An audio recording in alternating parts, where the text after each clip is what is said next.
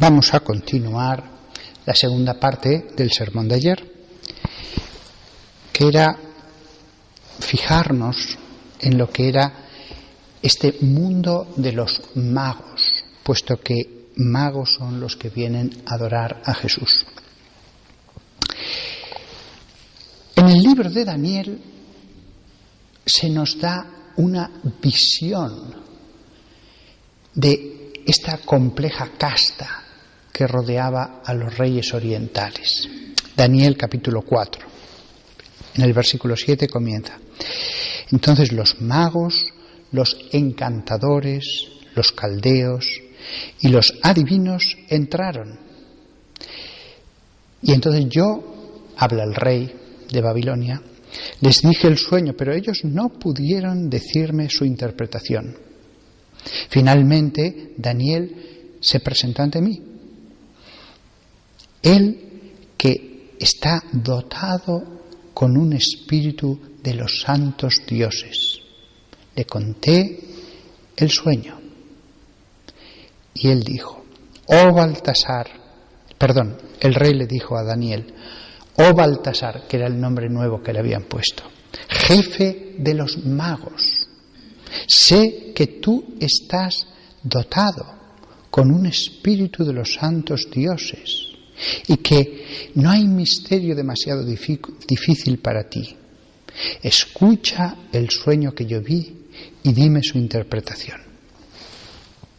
Vamos a parar aquí porque lo que nos interesaba es centrarnos sobre este mundo de los magos que está descrito en la Biblia. No está descrito lo que ellos creían que era su ciencia, porque no vale para nada. La Biblia no pierde el tiempo en describirnos la falsa ciencia de estas personas.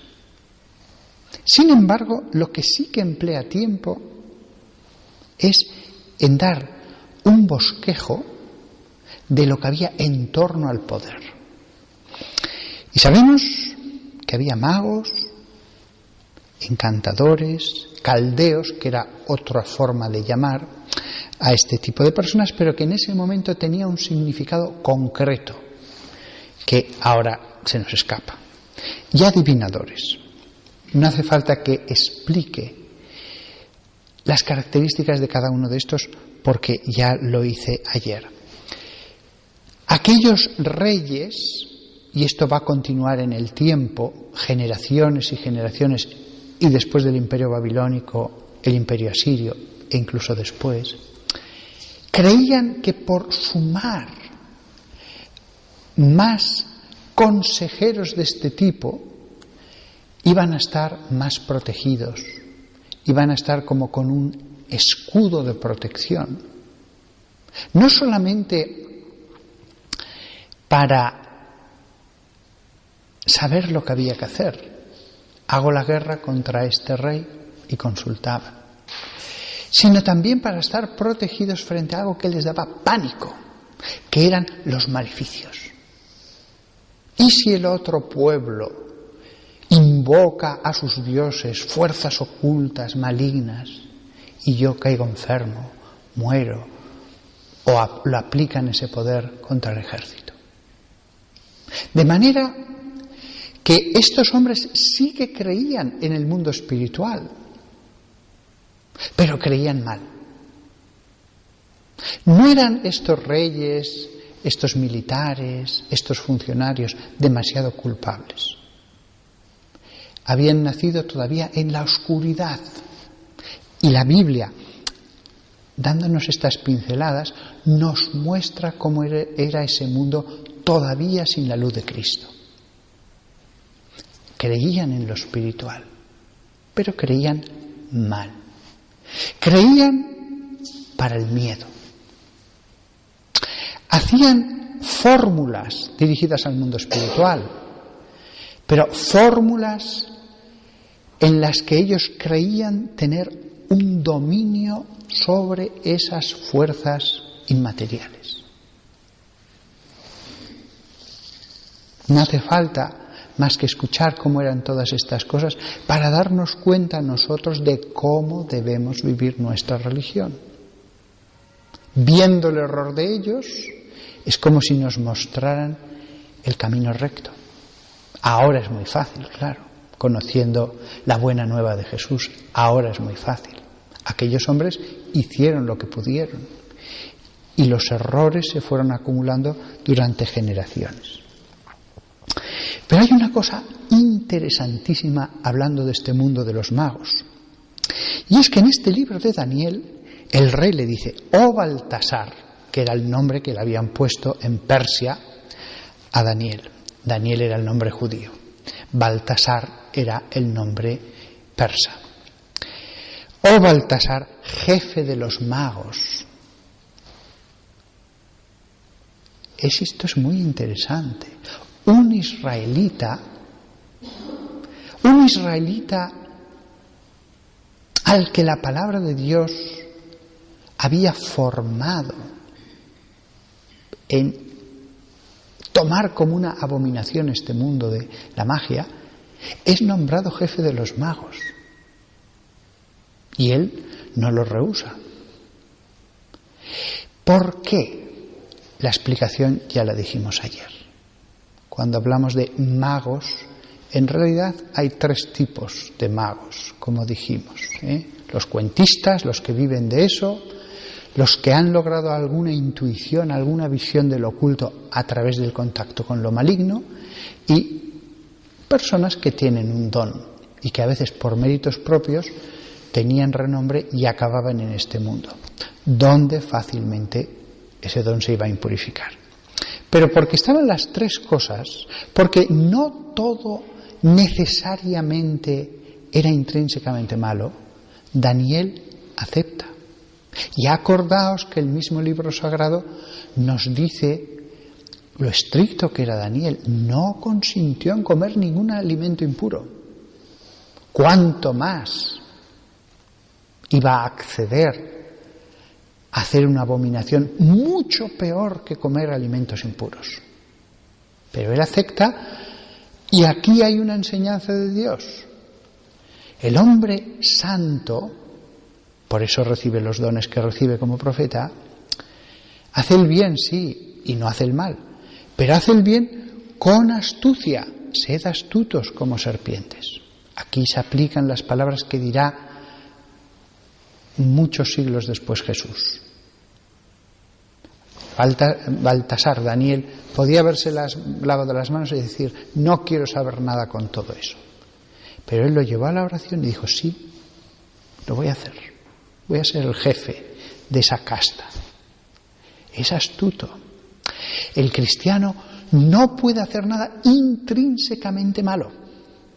Pero para hacer el bien podemos ser todo lo astutos que queramos, que para eso Dios nos ha dado la inteligencia. ¿Cuánto más vale hacer el bien con inteligencia que no hacer el bien con poca inteligencia, con poca prudencia?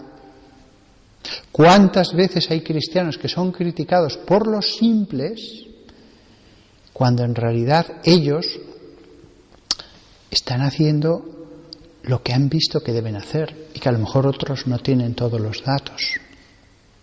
Lo que le reconoce aquí el rey es que está dotado de un espíritu de los santos dioses. Él creía en los dioses, el rey de Babilonia. Eso sí que se lo reconoce. Un espíritu, algo espiritual, no es algo material.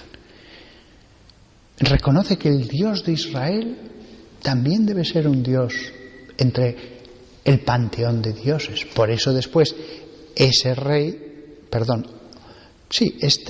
o el siguiente, ahora no me acuerdo, permitirá la vuelta a Israel y la construcción del templo. Cerramos este capítulo de la corte del rey y abrimos otro. Deuteronomio 18, versículos 10 al 14. Retrocedemos a la época de Moisés. ¿Por qué? Porque si hemos visto en panorámica las distintas formas de magia que había, pues creo que eran 700 años antes de Cristo. Ahora retrocedemos a Moisés, 1300 años antes de Cristo. Y dice Dios, a través de su gran profeta, Moisés: ninguno se ha encontrado entre vosotros, habla Moisés al pueblo elegido, que haga a su hijo o a su hija pasar a través del fuego.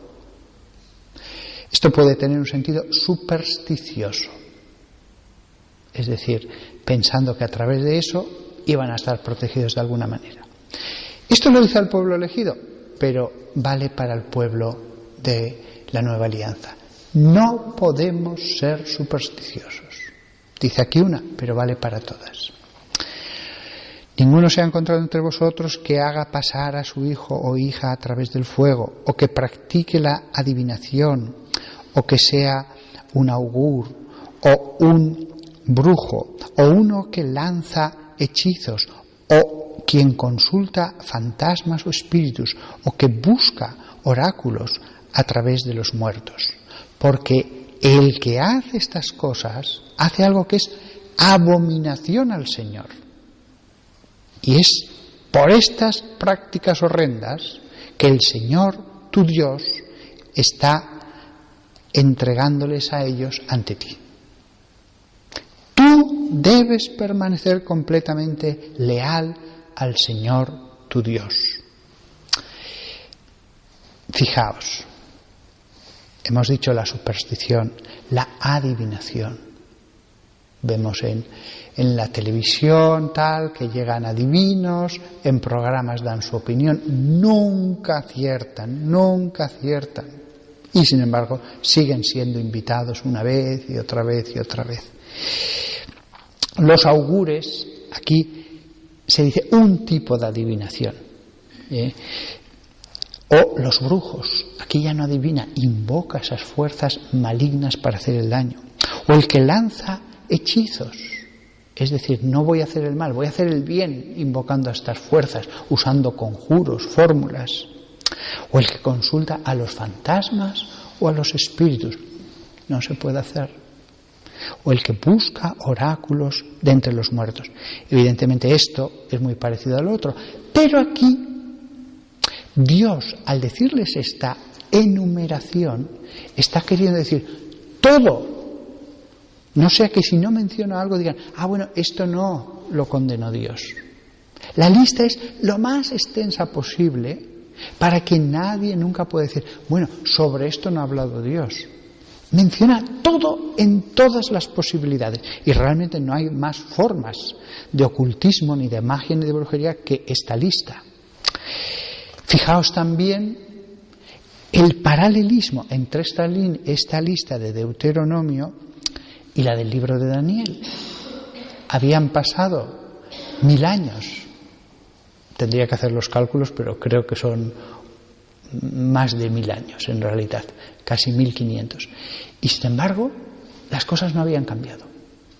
El mundo de la corrupción de la religión seguía siendo el mismo.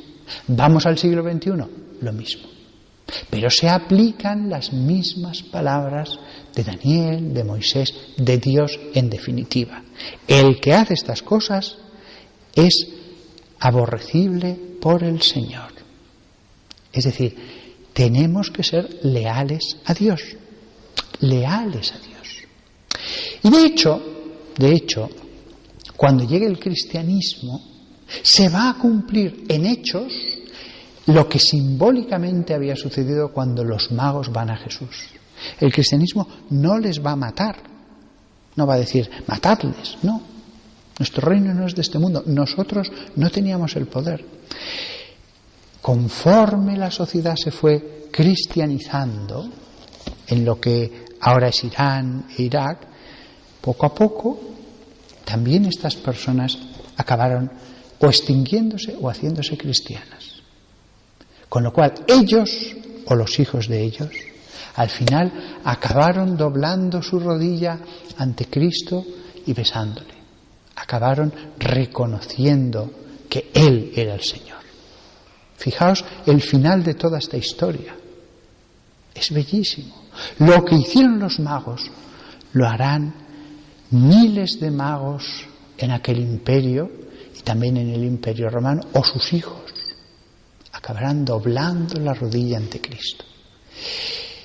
Me he extendido en este tema primero porque es una parte de la Biblia, una parte oscura, pero que está presente para decirnos, fijaos cómo eran las cosas, fijaos cómo ese mundo oculto que parece tan variado, tan misterioso, es solamente esto, adivinación, hechizos, tal, y cómo al final Jesús va a triunfar sobre esto. Que evitemos en nuestra época que esta oscuridad vaya infiltrándose en nuestros antiguos cristianos, personas bautizadas, pero que en el fondo viven en la apostasía. Y se está infiltrando también esto, poco a poco, desgraciadamente. Y una última cosa, un apunte brevísimo. Dios describe en las páginas de la Biblia, y alguna vez más en Hechos de los Apóstoles, Simón el Mago, por ejemplo, este mundo. Pero no se preocupa en darnos técnicas de protección, no fomenta el miedo, como si dijera, el Evangelio es suficiente. Sí que se nos anima tantas veces a evitar tantas cosas de pecado, pero nunca al miedo, nunca a tratar de protegernos frente a esto, dándole más importancia que la que le da Dios. ¿Y qué importancia le da Dios? En la Biblia no. En la Biblia es como si dijera, centraos en el bien. Así que no caigamos tampoco en el temor, los que creemos en el mundo espiritual y que existe también, por lo tanto, su dimensión maligna, que estemos en paz, porque si Jesús hubiera querido insistir en algo, lo hubiera hecho, y sin embargo no pierde el tiempo en esas cosas. Nos basta el Evangelio. Los paganos sí que tenían tremendo temor a todas estas cosas, pero alguien que está redimido en Jesús, salvo en Jesús, bajo las alas, como dice el Salmo de él, ¿qué miedo va a tener de todo esto? Debemos combatir el miedo. El miedo es a todo esto del mal. Nosotros hagamos el bien y no nos pongamos en peligro. Que la Santísima Virgen María con el niño delante, mostrándonoslo, sea lo único que deseo.